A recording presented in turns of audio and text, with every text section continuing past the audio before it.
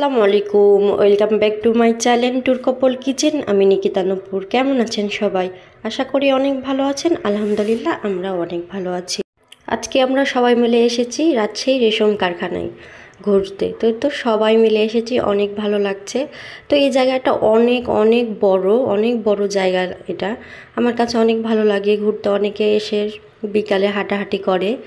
তো এখানে তুত ফল আছে এবং তুতের যে পাতাটা হয় সেটা দিয়ে তো পলি পোকার খাবার তৈরি হয় এবং সুতা তৈরি হয়ে কাপড় চোপড়, শাড়ি, থ্রি পিস সব একদম তৈরি হয় এখানে। অনেক ভালো লাগে। তো ওগুলো এখনও আসলে বন্ধ আছে, ভেতরে ঢোকা যাবে না।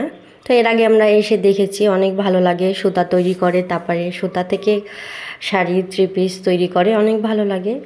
তো আজকে আমার মারা এসেছিল, সবাই মিলে একসঙ্গে চলে আসলাম, ঘোরাফেরা করছি। তো আসলে আমরা এসেছি তুত ফলের উদ্দেশ্যে। তো তুত ফলটা এখনও পাকেনি, কেবল ধরেছে। তো তুত ফল খেতে কিন্তু অনেক ভালো লাগে। তো এই তো কত সুন্দর তুত গাছগুলোও ভালো লাগছে, ছোট ছোট জালি জালি ধরেছে। তো এই তো এইখানে কিন্তু অনেক পুকুর আছে, নিম্নে চারটা, মনে হয় 4-5টা পুকুর আছে। পুকুর পাড়গুলো অনেক ভালো লাগছে, সবাই বসে আছে।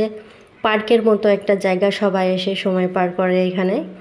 তো যারা এখানে কোয়ার্টারে থাকে তারা কিন্তু বসে থাকে না, বিভিন্ন জায়গা ফাঁকা থাকে, তারা সব কিছু চাষ করে। আলু, তারপরে পেঁয়াজ, রসুন, অনেক কিছু, বেগুন সবাই লাগায়। ছোট ছোট জায়গাতে তারা এগুলো চাষ করে খায়, খুবই ভালো লাগে। অনেকে গরু, ছাগল, হাঁস, মুরগি সব কিছু পোষে। তো অনেক ভালো লাগে, সব মিলে অনেক ভালো। তো আমার এখানে আসতে অনেক ভালো লাগে, খোলামেলা একটা জায়গা, অনেক সুন্দর।